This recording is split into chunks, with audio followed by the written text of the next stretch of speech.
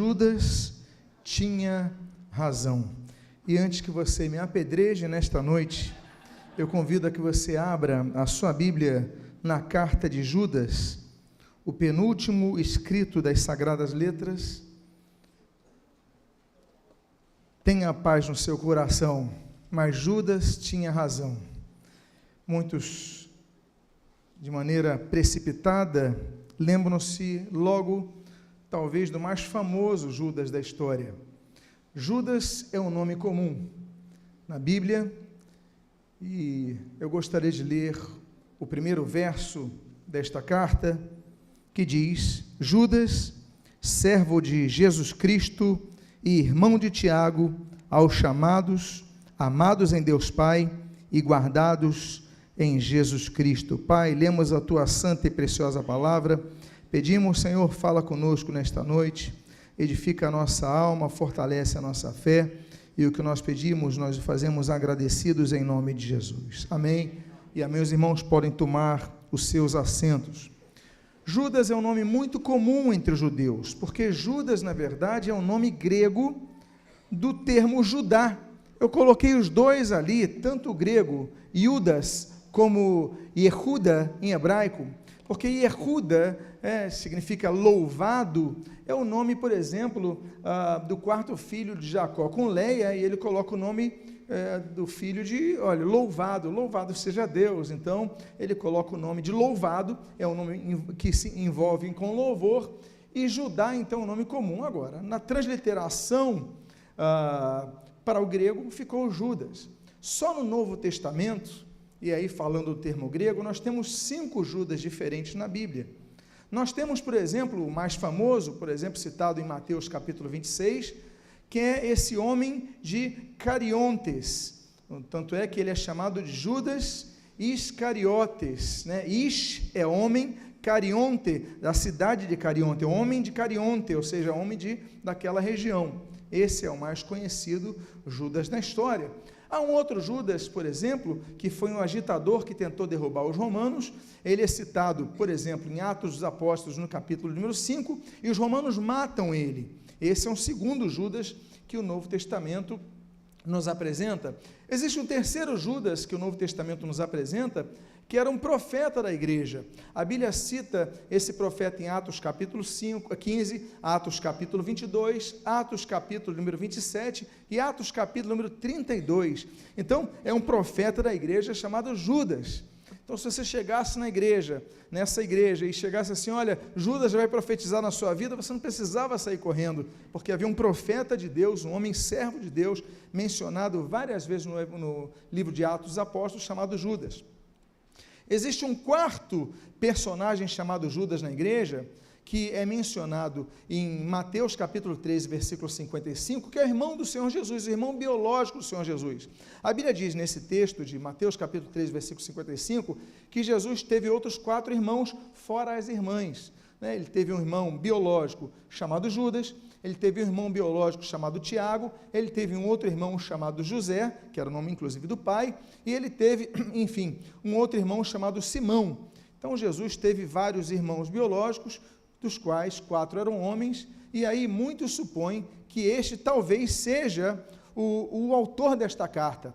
E o quinto Judas é o apóstolo Judas Tadeu, é muito conhecido o apóstolo Judas Tadeu. A Bíblia o cita, por exemplo, em João, capítulo número 14, e Judas Tadeu é o quinto Judas que o Novo Testamento se refere. Bom, quem escreveu essa carta, sobre a qual trabalharemos nesta noite, essa carta tão preciosa, curta, são 25 versículos. Você lê essa carta em 10 minutos, no máximo você lê toda a carta. Quem escreveu essa carta? Bom, os teólogos, eles supõem que ou foi Judas Tadeu, o discípulo, ou foi o irmão de Jesus. A maioria deles concorda que foi irmão de Jesus por causa desse texto, que ele se coloca como servo de Jesus Cristo, e depois ele coloca como irmão de Tiago, dada a referência que nós fizemos, a referência que fizemos de Mateus 13, um dos irmãos de Jesus, então talvez tenha sido ele. O que importa é que o verdadeiro autor da Bíblia sempre está além daquele que a escreveu, não é verdade? A Bíblia foi escrita por 40 autores diferentes, durante 1500 anos, em vários contextos, em contexto de paz, em contexto de guerra, no palácio, no deserto, na prisão, na masmorra, enfim, pessoas que eram pastores de ovelhas, pessoas que eram boiadeiras, pessoas que eram reis, pessoas que eram príncipes, pessoas que eram, enfim, rabinos, muitas formações diferentes são os autores da Bíblia, mas nós sabemos que esse livro tão precioso, que é dividido em 2 testamentos, o Antigo Testamento e o Novo Testamento, que é dividido em 66 livros, sendo 27 no Novo Testamento e 39 no Antigo Testamento, que é dividido em 1189 capítulos, que é dividido em 31.102 versículos. Esse livro precioso que nós temos, que é a Palavra de Deus, ele tem apenas um autor, a fonte de tudo, que é o Espírito Santo de Deus. Ele simplesmente usou aqueles homens para redigirem o texto bíblico, para que chegasse até nós com a palavra viva do Deus vivo. Então, meus amados irmãos, Judas é apenas um desses homens que a Bíblia usou. E agora nós gostaríamos, eu falei de ser uma carta muito breve, que você lê em 10 minutos. É o penúltimo livro da Bíblia. E aí eu quero falar com os irmãos sobre algumas características que nós encontramos na parte final dessa carta. Em alguns versículos dessa carta, nós encontramos características que devem identificar o cristão. Se perguntarem a você, quem é o cristão?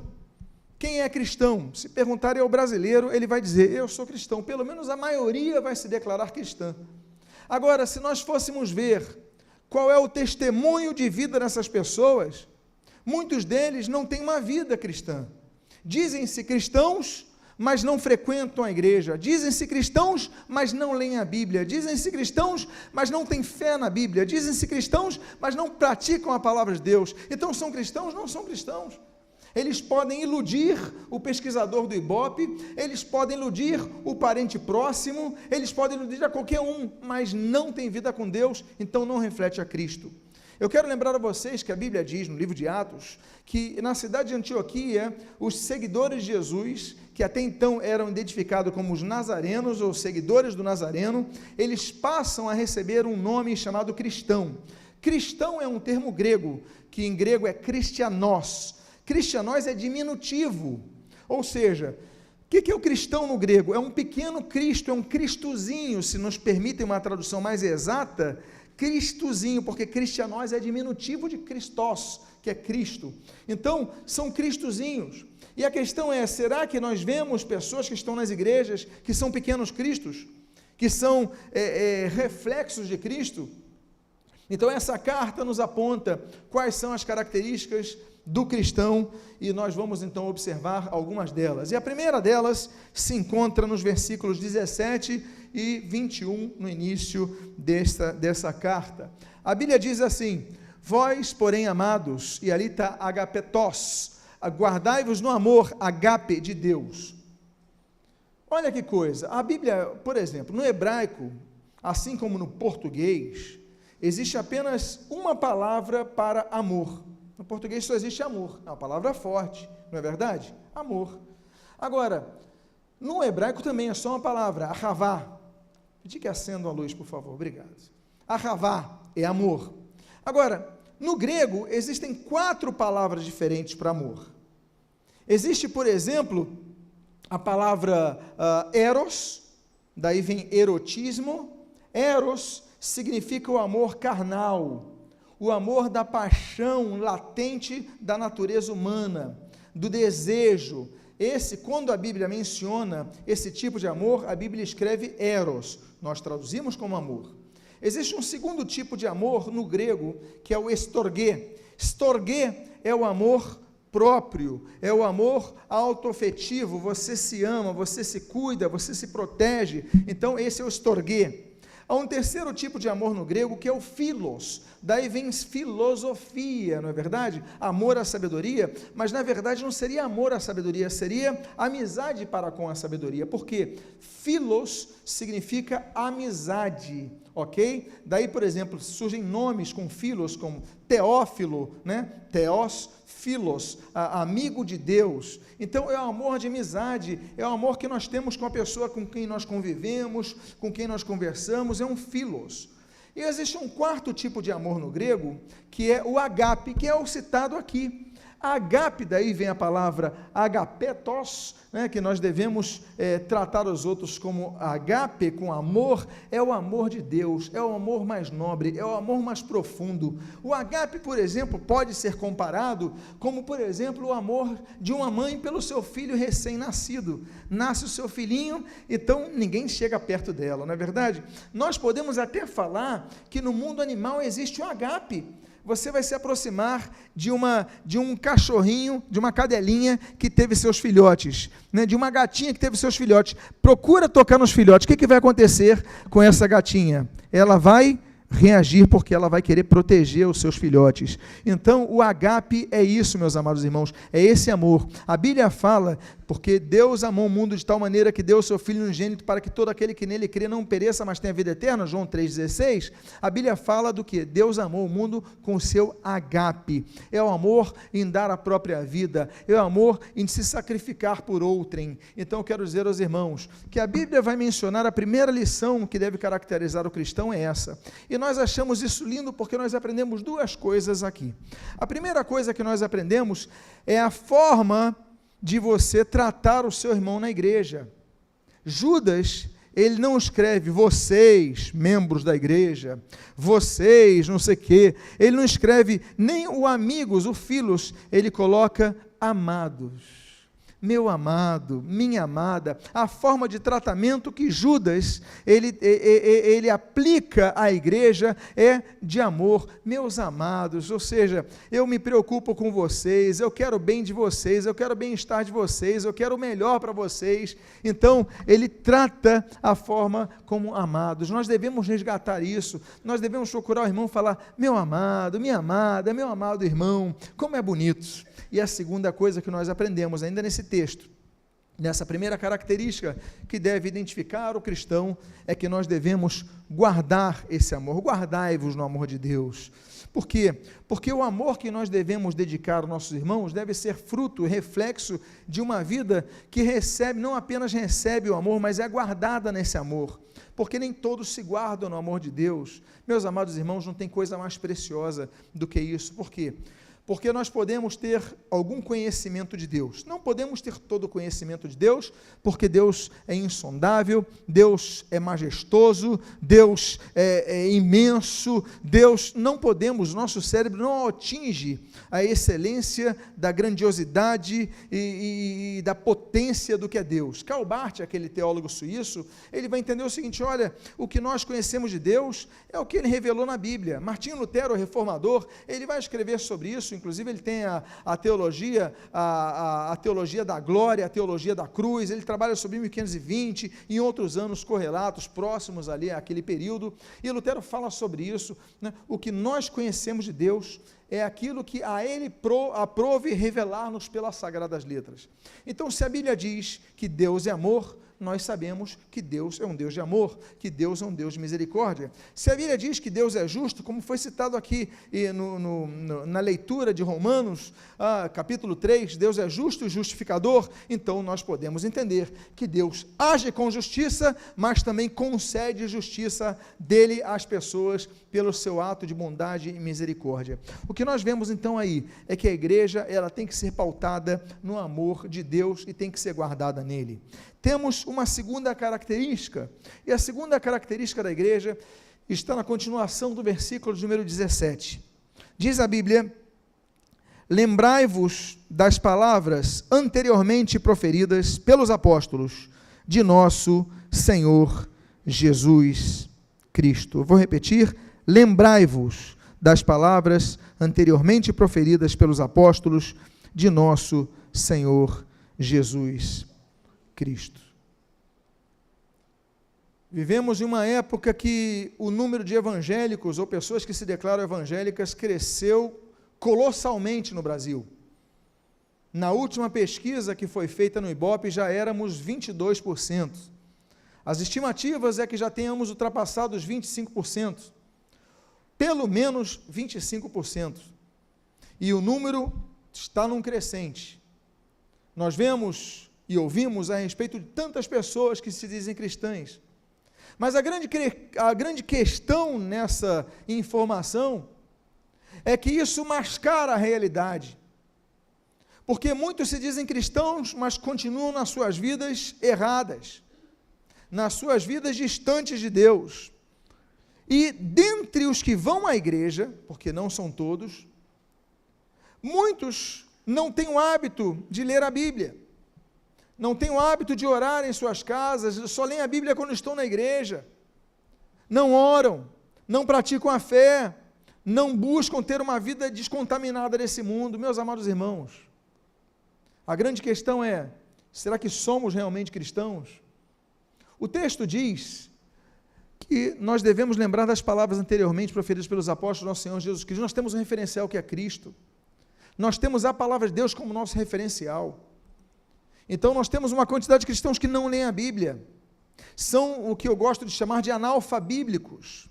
Falam bobagens nos púlpitos. Falam bobagens nas conversas. Falam coisas até heréticas, contrárias à Bíblia, porque não conhecem a Bíblia. A Reforma Protestante, que não é um movimento apenas do século XVI, ela eclode no século XVI, mas nós temos movimentos anteriores, bem anteriores, valdenses, albigenses, Pedro Valdo, temos Jan Hus, temos tantos outros homens e mulheres foram levantados para a Reforma, mas o objetivo da Reforma era resgatar a Bíblia ao povo.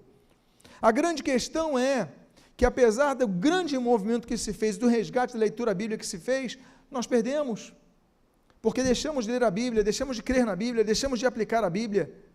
O povo tem religião, mas não tem Bíblia. Se lembrem das palavras dos profetas, se lembrem das palavras dos apóstolos, se lembrem da palavra de Deus, e nós devemos ser um povo de Bíblia. Antigamente o apelido que nos davam jocosamente eram os Bíblias. Olha os Bíblias passando, porque o povo de Deus costumava carregar as suas Bíblias. Hoje em dia não nos chamam mais disso. Nós temos igrejas que você tem 1 hora de louvor, você tem horas para tantas coisas e dedicam 15 minutos para a pregação da palavra de Deus. O povo sai fraco porque não tem a palavra de Deus. Amados irmãos, nós devemos ter posturas diante da palavra de Deus. Deuteronômio capítulo 6, nós aprendemos que nós devemos amar a palavra de Deus. Josué capítulo 1, nós aprendemos que nós devemos meditar na palavra de Deus. O Salmo 119, versículo de número 11, a Bíblia diz que nós devemos guardar a palavra de Deus no nosso coração. Isaías de número 26, a Bíblia diz que nós devemos confiar na palavra de Deus. O Senhor Jesus, ele diz em João capítulo 5 que nós devemos examinar a palavra de Deus.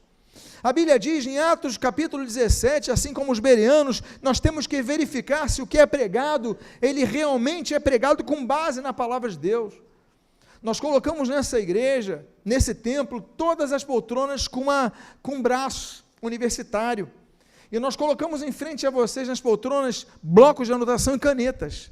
Por que nós fazemos isso? Para que você anote tudo que é pregado por esse púlpito e você verifique na sua casa se o que nós pregamos de fato está consoante a palavra de Deus, está de acordo com a palavra de Deus.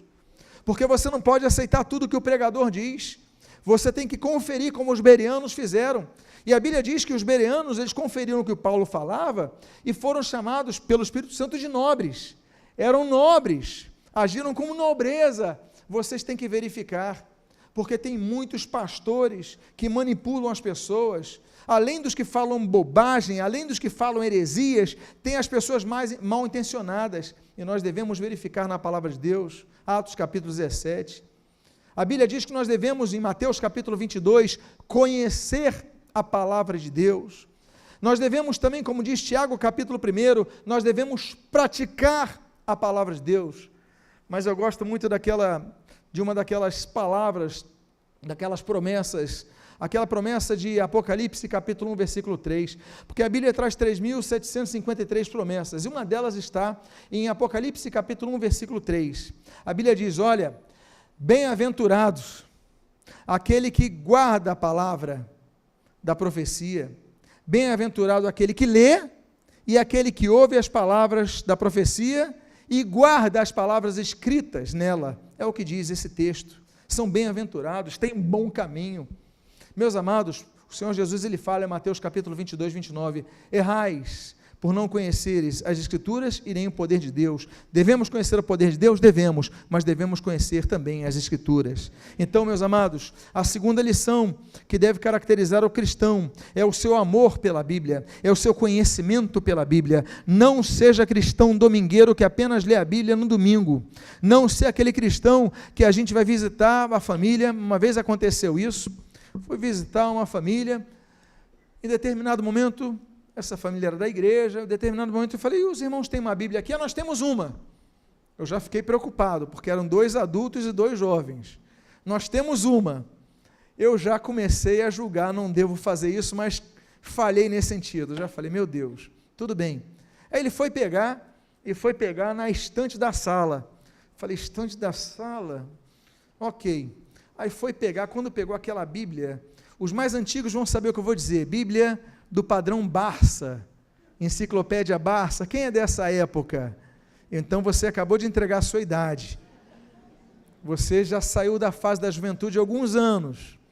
Pegou aquela Bíblia Barça e as páginas todinhas ao lado, bem douradas. Não era dourado desgastado, é totalmente luminosas, tão douradas que eu falei, essa Bíblia é pouco manipulada.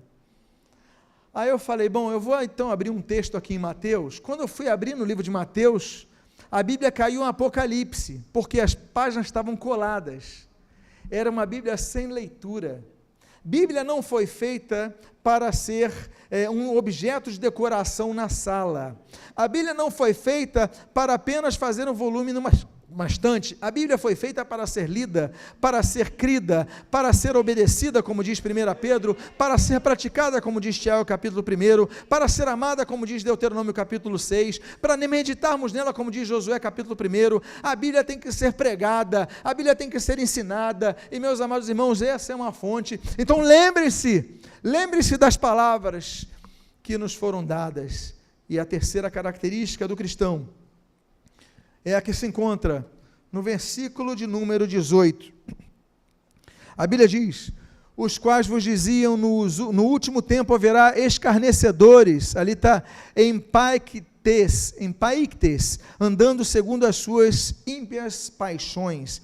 Empaictes, que é traduzido como escarnecedor, vem numa palavra grega que aponta aquele que ri do outro com o objetivo de humilhá-lo. Ou seja, zombaria. Escarnecer é zombar, é rir de alguém com o propósito de humilhar essa pessoa, de rebaixar essa pessoa, de descer essa pessoa a uma exposição vexatória diante de outros. Geralmente, o escarnecedor, porque a gente entende que as pessoas escarnecem por muitos motivos, mas ele visa expor a pessoa. Nós vivemos numa época que nós somos escarnecidos. Todo dia quando eu vou no trabalho, eu coloco na rádio e ouço um programa, uma determinada sintonia de rádio, e esse programa tem um momento, um quadro humorístico, e olha, quantas vezes eles pegam uma frase de um cristão e começam a escarnecer, rir da gente, não entendem, são analfabetos bíblicos, não entendem o contexto e escarnecem, riem de nós. Aí você chega no trabalho, fazem piada de nós, tratam-nos como se fôssemos pessoas ignorantes. Meus amados, o Evangelho veio para todos. Ele veio para os ricos, veio para os pobres, veio para os cultos, para os incultos, e ele transforma a todos. Claro que vamos pegar falhas em alguns irmãos nossos. Jesus chamou pescadores. A Bíblia diz que Pedro era um homem de indoutas palavras, palavras pesadas, um vocabulário restrito, como nós vemos. O próprio apóstolo João, para quem entende um pouco de grego, quando você percebe, por exemplo, o pior grego possível é o grego de Apocalipse.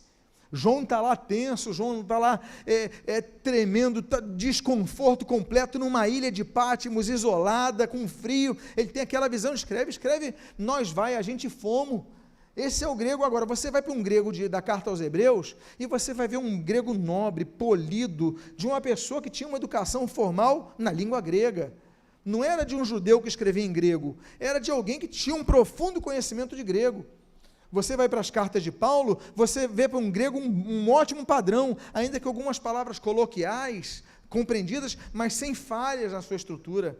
Deus usa várias pessoas, usa pessoas simples, pessoas de outras, vários níveis, várias facetas sociais, mas o mais importante que Deus quer é o coração quebrantado, é esse que Deus quer. Deus não faz acepção de pessoas. Meus amados irmãos, então nós devemos aprender, na terceira lição, que nós devemos selecionar as nossas amizades, porque a Bíblia diz, olha, vão surgir escarnecedores, andando segundo as suas ímpias paixões. Meus amados, a Bíblia traz uma bem-aventurança no primeiro salmo, né, todos conhecem o salmo de número 1, bem-aventurado aquele que não se assenta na roda dos escarnecedores. Nós não devemos nos assentar com eles. Mas no livro de Provérbios, capítulo número 22, a Bíblia diz assim, lançai fora o escarnecedor. Ou seja, o assentar-se com o escarnecedor aponta à comunhão, a você se assentar, a você relaxar demais com o escarnecedor, a você rir com ele, você tem que aprender até a sua postura, a sua identidade. Ele vai escarnecer do evangelho e você não vai ficar rindo com ele, porque ele não entende, é um ignorante, você vai explicar para ele, talvez até exortá-lo, para que ele passe a respeitar, não você, passe a respeitar o evangelho de Cristo. Agora a Bíblia diz em Provérbios 22, lançai fora o escarnecedor, ou seja, há momentos que nós devemos agir com uma postura mais firme. Se a pessoa não quer mudar, olha, eu não vou andar mais contigo, não é porque eu sou chato não, mas é porque você só quer humilhar os outros. E eu digo mais, estamos falando do contexto dos escarnecedores do evangelho, eu quero ampliar isso, aos escarnecedores de todos os outros, pessoas que escarnecem do outro, ficam zombando do outro, são pessoas que precisam se consertar, porque isso é falha de caráter. Eles podem pensar até diferente de nós, mas ficar zombateando, meus amados, nós podemos ter nossas diferenças com os católicos romanos, com os espíritas, com os mormons, com as testemunhas de Jeová, com os budistas, temos as nossas diferenças, mas isso não nos dá o direito de ficarmos zombando deles. Temos que aprender a respeitá-los, temos que ser, no mínimo, educados. Nós vamos pregar para eles, nós vamos falar do evangelho para eles, vamos discutir sobre os textos bíblicos com eles, mas sem nunca faltar-lhes o respeito. Amém, queridos? E isso, eu estou saindo da questão da defesa da fé e indo para os outros que pensam diferente de nós, porque zombar, expor humilhação, isso não é papel do cristão. O papel do cristão, muito pelo contrário, é chorar com os que estão humilhados, é ter pena dos que estão humilhados. Então nós devemos ter uma postura firme nesse sentido. Então, meus amados, olha, nos últimos tempos surgirão escarnecedores, e isso quem profetizou, inclusive, foi o apóstolo Pedro, primeira carta de Pedro, capítulo 2, que nos últimos tempos iam surgir escarnecedores. Olha, a igreja, ela tem sido atacada, ela está crescendo, com o crescimento do trigo, também há crescimento do joio, com o crescimento do joio, há escândalos, inclusive dentre os que são trigo, também há escândalos, mas, meus amados, nós devemos ter misericórdia para com essas vidas, mas nós devemos ter uma palavra firme com essas vidas. E, meus amados, nós devemos defender a igreja, não podemos ficar, dizemos que amamos a igreja, não a defendemos, não a amamos. Se alguém chegar para o seu filho, você que tem filhos, e começar a zombar do seu filho, rir do seu filho começar a chorar, o que você vai fazer como pai? Você vai rir com a pessoa que está rindo do seu filho, sim ou não? Me responda, você que é pai, você vai rir zombando do teu filho? Não. O que você vai fazer? Você vai defendê-lo, você vai intervir, porque você ama. A mesma coisa com a igreja. Estão zombando da igreja, você vai intervir, você vai fechar a cara. Eu gosto muito de um autor africano lá de Gana, chamado Dag Herd-Mills. Ele fala o seguinte, em Gana, existe uma expressão seguinte, olha, lança para ele o vento norte. É o vento que vem das montanhas para o mar. É o vento frio. Olha, começo a contar piadinha imoral do seu lado e todo mundo do seu grupo ri, você não vai rir não, porque você é luz. começa a falar mal do patrão, você não vai embarcar nessa, porque você ora pelo seu patrão, você pode discordar dele, mas se você tiver uma discordância, você vai inclusive até ele e falar com ele, mas você não vai ficar tentando derrubar ele, porque você é luz, você é cristão. A Bíblia nos ensina a orar pelos nossos líderes e orar pelos nossos chefes. Você tem que aprender a ter uma postura, basta desse cristianismo de fachada, basta disso. Então a Bíblia diz que nós devemos evitar os escarnecedores. A Bíblia diz, uma quarta característica do cristão, que nós devemos evitar os murmuradores. Olha, são estes, diz o versículo 19 na sua primeira parte, são estes os que promovem divisões sensuais, que não têm o Espírito, que não têm o Espírito. Meus amados irmãos, a Bíblia diz, 1 Coríntios capítulo 10, versículo 10, olha, não murmureis como eles, porque Deus enviou o exterminador para destruí-los. Ele estava falando sobre a murmuração em Israel. A murmuração, nós aprendemos na Bíblia, que a murmuração, ela mata, como diz a Bíblia, por exemplo, em Números capítulo número 14, e vai para o 16, ela mata, ela gera a ira de Deus, como diz Deuteronômio, ela traz divisão, como Jesus fala. A murmuração, ela é aquele comentário, quando a pessoa fala assim, olha, ele murmura, fala em murmúrios, ele fala baixinho, ele fala para o lado. A murmuração é um câncer que existe, que procura se alastrar na igreja, e que tem dividido igrejas. Não permita a murmuração adentrar. Se alguém começar a murmurar contra o seu líder, defenda o seu líder, saia de perto, repreenda, porque a Bíblia usa, são os que promovem divisões. São os que começam a dividir a igreja e começam a criticar, não traz nada segundo divisão. É aquela crítica construtiva que só destrói. Eu não entendo isso. Eu tenho uma crítica construtiva, mas destrói. Então não é construtiva, é destrutiva. É destrutiva. Construtiva é uma questão de semântica pura. É um uso manipulador, das palavras. Meus amados irmãos, eles promovem divisões, e ele usa o termo muito interessante, sensuais, porque nós no português, nós temos a palavra sensualidade muito voltada aqui, a questão, me permito assim, romântica, não é isso? A questão da atração, a sensualidade. O grego não, o grego a palavra é maior.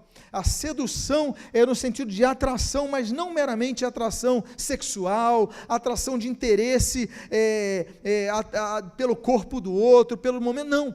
A sedução é aquela atração, aquilo que atrai iludindo, aquilo que coloca uma face diferente. Então, o murmurador, ele seduz pela sua palavra, ele seduz pela sua forma. Meus irmãos, geralmente, os murmuradores que causam divisões na igreja são pessoas altamente sedutoras. Volto a dizer, não no sentido sexual, mas a sedução no sentido de atração, de envolvimento, de começar a... E olha, meus amados irmãos, a Bíblia diz o seguinte, olha, são esses que promovem divisões sensuais, mas que não têm o Espírito. Eles não têm o Espírito.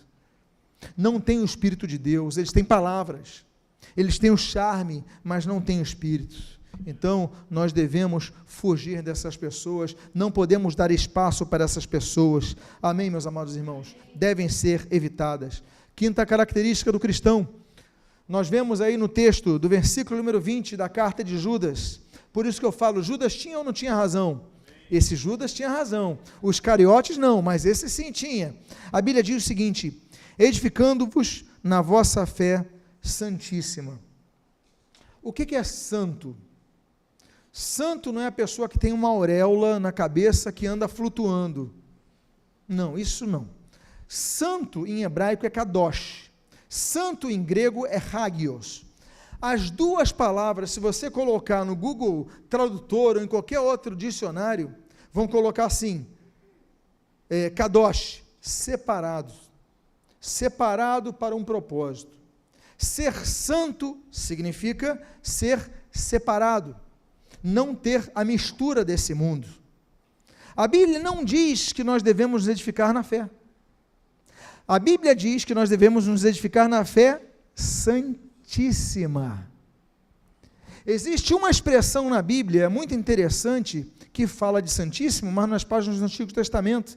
Isaías capítulo número 6, Na única menção da Bíblia sobre uma categoria de anjos chamados serafins, a Bíblia diz que Isaías olha os serafins e eles dizem assim: Santo, Santo, Santo é o Senhor dos exércitos. Eles dizem Santo, Santo, Santo, e a nossa Bíblia no português geralmente traduz com essas 3 palavras. Não devia traduzir assim. Por quê? Porque no hebraico não existe o superlativo. No português nós temos o superlativo. Olha, ele é santo, ele é santíssimo. Mas no hebraico não. Tanto é que Jesus, como judeu, muitas vezes Jesus fala assim: em verdade vos digo. Vocês já leram expressões assim? Ele repetindo em verdade. Por quê? Porque como judeu, não havia um superlativo. Então, como é que o judeu opera a expressão superlativa? Ele repete a palavra. Então, se ele quer falar muito verdadeiramente, ele fala em verdade. Se ele quiser falar santíssimo, ele repete a palavra santo, ele fala kadosh, kadoshim, ou seja, santíssimo. Mas é interessante notar que o texto de Isaías 6 não diz kadosh, kadoshim, ele diz kadosh, kadosh, kadoshim, ou seja, santo, santo, santo não é só santíssimo, é muito santíssimo. E o texto ali diz que a nossa fé, devemos nos edificar na fé santíssima, uma fé completamente separada desse mundo. Essa semana, o Brasil inteiro acompanhou e tem acompanhado o que foi exposto de uma confusão de um jogador de futebol, dos mais famosos do mundo, dos mais talentosos do mundo, com determinada pessoa, determinada mulher. E foi exposto nas redes sociais o texto das comunicações.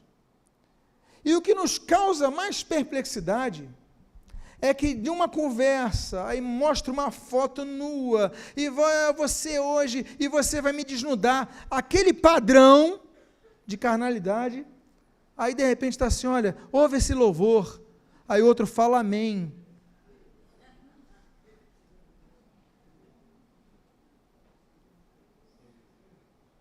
A Bíblia em Malaquias diz, olha, então vereis a diferença entre o que segue a Deus e o que não segue. Só existe um caminho a seguir. Aí coloca a faixinha 100% Jesus, me desculpem, eu desabafei na rede social essa semana. Mas não aguento essa hipocrisia, porque fala de Cristo e faz gol, aponta para Cristo, mas não vive uma vida podre. A mãe dele foi muito bem em colocar, filho, volta para Jesus, que é o teu primeiro amor, porque ele pensa que é cristão. Aí teve pastor que falou, não, nós devemos amar, cobre multidão de pecados e tal. Peraí, cobre multidão de pecados no arrependimento, porque Deus abomina o pecado, Ele ama o pecador, mas exige arrependimento, uma postura firme. João Batista, a Bíblia diz que ele foi pregando, ele foi levando pessoas ao batismo, as pessoas iam ter com ele para ser batizadas, aí chegaram lá os religiosos, ele falou, peraí, vocês pensam que é assim? Aí ele fala assim, raça de víboras, quem os livrou do juízo vindouro? Produzi, pois, frutos dignos do vosso arrependimento. Vocês têm que produzir frutos de arrependimento. Arrependimento é mudança de postura. Meus amados irmãos, essa fé não é uma fé qualquer não, porque tem fé que fala assim, eu tenho uma vida com Cristo, mas depois está acendendo vela na macumba, depois está pedindo proteção a São Jorge, depois está fazendo o terço para pedir proteção a Maria, e diz que tem a fé em Cristo. Deus não divide a sua glória com outros, só adoramos a Deus Pai, a Deus Filho, a Deus Espírito Santo, só adoramos a Deus, só Cristo morreu por nós. Me desculpem, mas é o que a Bíblia claramente diz. Então a fé não é uma fé misturada, é uma fé separada, é uma fé santa, mas não é só santa, diz o texto que nós somos edificados numa fé o quê? Santíssima, e essa é a nossa característica. E a Bíblia diz, na sexta característica do cristão, orando no Espírito Santo, orando no Espírito Santo. Amados irmãos, muitos oram a tantos santos, não é verdade? Muitos oram a anjos. Nós não oramos a anjos. Nós até podemos ter contato com anjos e conversarmos com anjos se Deus nos enviar. Nós oramos a Deus em nome de Jesus. Nós não oramos a mais ninguém, oramos a Deus Pai em nome de Jesus, e a intercessão é levada pelo Espírito Santo. Romanos capítulo 8. Oramos a Deus Pai, como nós entendemos ali em Mateus, número 6, capítulo 6, o Sermão do Monte. Nós oramos em nome de Jesus, como a Bíblia diz, o Senhor Jesus fala em João capítulo 14, e oramos pela intercessão do Espírito Santo, Romanos capítulo 8, ou se não, Judas, versículo 20. Nós oramos. Devemos orar como? Devemos orar, por exemplo, confessando nossos pecados, 1 João capítulo 1, versículo de número 9. Nós devemos orar como? Com coração humilde, como diz 2 Crônicas, capítulo número 7. Nós devemos orar com perseverança, como diz Lucas, capítulo número 18. Nós devemos orar com santidade, como diz 1 Timóteo, capítulo número 2. Nós devemos orar sem cessar, como diz 1 Tessalonicenses, capítulo 5. Temos que ter uma vida de oração. Eu sei que há momentos que é difícil. Eu sei que há momentos que as palavras fogem das nossas bocas. Eu sei que há momentos que a gente não tem nem força para orar. A gente não tem nem força para orar. Mas Deus é tão misericordioso que Ele entende o nosso coração. E nós ainda assim oramos no Espírito Santo. Deus, leva as palavras, conduz Espírito Santo as palavras, porque eu não sei falar, não sei como orar. Me ajuda nesse sentido. Aí nós vamos para uma outra característica, que traduz exatamente isso, meus amados irmãos. Traduz o que Deus é na sua excelência, esperando a misericórdia de nosso Senhor Jesus Cristo para a vida eterna. Devemos aguardar a misericórdia, porque há momentos que nós só devemos aguardar a misericórdia. Muitos sabem que a palavra misericórdia é uma palavra que é uma palavra misturada em sua etimologia, porque ela mistura um termo latino e com um termo grego.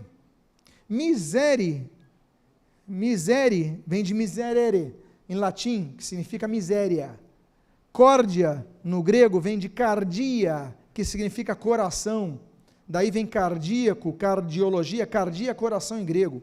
É uma palavra, então, que mescla duas línguas diferentes e que o português adotou. O que então é misericardia? É Deus olhar para o nosso coração e ver a nossa miséria. Só pede misericórdia quem é miserável. Quem que é miserável? É o pobre? Não. O pobre, ele pode ter limites, mas ele não é miserável. Ele pode ser pobre, mas, por exemplo, ter um teto para dormir. Ele pode ser pobre, mas ter uma geladeira. Ele pode ser pobre, mas ter dinheiro para comer todos os dias. Ele é pobre, mas não é miserável. Agora, quem é miserável? Miserável é aquele que não tem nada, não tem o elementar. Só pede misericórdia quem não tem nada.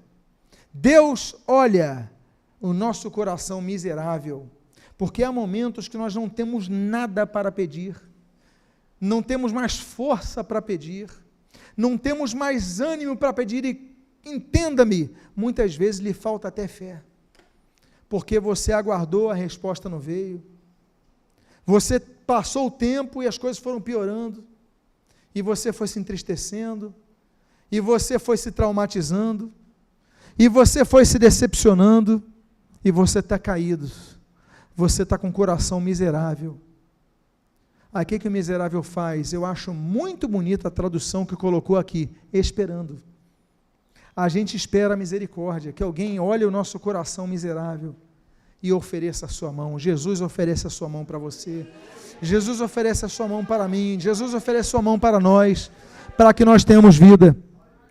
Então, ainda que você possa passar um momento muito difícil, ainda que você possa passar um momento miserável na sua vida, Deus estende a sua mão. Eu estou cego, Deus coloca a sua mão, eu vou te levantar, vou te ajudar e vou te guiar, porque é nosso Deus, e nós devemos aguardar do Senhor Jesus a sua misericórdia. Há uma outra característica que nós devemos ver, é a oitava característica: e compadecei-vos de alguns que estão na dúvida, salvai-os, arrebatando-os do fogo. Outra questão etimológica a ser analisada aqui é compadecer. A palavra no português é muito, mas muito feliz na sua tradução, porque compadecer é padecer com, padecer junto à pessoa que está padecendo, ou seja, está sofrendo. Compadecer é sofrer com. Amados irmãos, nós ficamos indignados com este jovem que nós citamos aqui, nós ficamos indignados com a hipocrisia de todos, mas nós devemos ter um coração compadecido com esses que estão na dúvida e devemos lutar para salvá-los. Como vamos salvá-los? Colocando a mão na cabeça e dizendo está tudo bem? Não. Nós vamos salvá-los dizendo o seguinte: olha, nós te amamos, mas você precisa tomar o remédio. Nós te amamos, mas você precisa tomar a vacina. Nós te amamos, mas você precisa mudar a sua vida, se voltar a Deus, porque esse é o verdadeiro amor. Então, compadecer vai da expressão sentir a dor dessas pessoas, e nós devemos orar por elas, e nós devemos falar a elas, não o que elas queiram ouvir, mas devemos falar a elas o que elas precisam ouvir. Por quê? Porque o objetivo do compadecimento está ali: salvai-os, arrebatando-os do fogo, é a salvação dessa vida. O evangelismo, ele tem que ser pautado sempre na compaixão pelos perdidos. Se alguém aqui gosta de se envolver no evangelismo, esse daqui tinha que ser um dos textos principais: compadecer para pregar a palavra de salvação daqueles que estão caminhando para o inferno. A penúltima característica do cristão que nós vemos na carta de Judas, e Judas tinha razão, esse Judas tinha razão, e a Bíblia diz, no versículo de número 23, da sua continuação: quanto aos outros, sede também compassivos em temor. Meus amados irmãos, devemos nos compadecer de todos, mas sempre devemos temer a Deus acima de tudo. Não podemos perder a nossa bússola, não podemos perder o nosso propósito em vida, que é glorificar a Deus, tendo uma vida que ilumina a luz de Cristo, salgando a terra que está insossa e a terra que está podre. Nós devemos nos compadecer deles, mas tendo temor a Deus. Salmo 111 diz que o temor ao Senhor é o princípio da sabedoria. O princípio da sabedoria não é inteligência, porque nós confundimos inteligência e sabedoria. Não, o princípio da sabedoria não é inteligência. O princípio da sabedoria também não é o conhecimento. O conhecimento é importante, claro, e acima de tudo o conhecimento de Deus, da sua palavra, mas não, o princípio de tudo, o termo do hebraico, reshit, né, o começo de uma vida se dá não pela inteligência, não pelo conhecimento, não pela memória, não pelo contato, não do tempo de igreja, não. O princípio da sabedoria é o temor a Deus, porque muitos têm anos de igreja e perderam o temor a Deus, não têm temor a Deus, não temem ao Senhor. Então, meus amados irmãos, nós devemos observar que o temor nunca pode sair de nós. E por último, a 10ª e última característica que nós extraímos desta pequena carta de 25 versículos, escrita provavelmente pelo Senhor, pelo irmão do Senhor Jesus, o irmão biológico do Senhor Jesus, ou pelo Judas Tadeu, talvez até uma sexta possibilidade, não conhecemos, o que importa é que foi o autor do Espírito Santo. A última das características que nós lemos está no versículo 23, detestando até a roupa contaminada pela carne. Só existe biblicamente uma coisa que pode destruir a igreja. O Estado não pode destruir a igreja, as leis não podem destruir a igreja, as religiões que se levantam contra a igreja não podem destruir a igreja. Só tem uma coisa que pode destruir a igreja. Apocalipse capítulo 2, Apocalipse capítulo 3 mostram claramente. Essa coisa se chama pecado. Pecado. Porque nós falamos de 7 igrejas da Ásia Menor, 5 igrejas reprovadas, mortas, destruídas, por causa do pecado. O pecado ele se alastra, e hoje nós vemos na Europa igrejas frias, nós vemos na Europa igrejas para homossexuais, nós vemos na Europa igrejas onde só se fala de política, não se fala de pecado, não se prega sobre a condenação eterna, as pessoas nem acreditam nisso. Igreja, olha, eu tive, na minha tese, quando eu trabalhei minha tese de doutorado, eu peguei um pastor que não acreditava no diabo. Eu falei, como assim não? Você procura fulano para... Eu falei, não, mas ele não acredita no diabo, não quero não. Aí eu procurei outro pastor, que tinha cursos nos Estados Unidos, no Texas, uma formação excelente. Aí eu fui pegar ele não acreditava num Deus pessoal, era deísta. Ele acreditava num Deus distante, um Deus que não tem relacionamento. Eu saí de um que não acreditava no diabo e fui para um que não acreditava em Deus. Existem várias igrejas assim. Líderes não acreditam em Deus, líderes não têm fé, são pessoas apenas que têm o púlpito, mas não têm vida, mortos falando para mortos que aceitam a mortandade na igreja, o que eles querem é religião. Religião tem várias, mas o cristianismo é mais do que uma religião. O cristianismo é uma postura que detesta a roupa contaminada de carne. É uma postura de vida profética, que fala, assim diz o Senhor, e deve continuar proclamando, assim diz o Senhor, porque a nossa fonte vem dele, vem da palavra de Deus. Então a postura contra o pecado. Olha, nós devemos amar essas pessoas, nós devemos nos compadecer dessas pessoas, mas por isso, por amar, por nos compadecermos, nós devemos pregar a essas pessoas, pregar a salvação que é em Cristo, pregar a mudança que é em Cristo, pregar que sem Cristo as pessoas estarão eternamente distantes de Deus, porque só a vida é em Jesus Cristo. Eu quero nesse momento convidar a você a ficar de pé. Eu quero fazer uma oração por você nesta noite. Convidar que você, por favor, feche os seus olhos e você fique de pé nesse momento. E eu quero dizer a você, nesse momento, a você que está distante dos caminhos do Senhor, convido que todos fechem seus olhos, por favor. A você que está frio na sua fé e quer voltar para Jesus, a Bíblia diz, olha onde você caiu e volta para o primeiro amor. É momento de você voltar para Cristo, é momento de você firmar um compromisso de Cristo.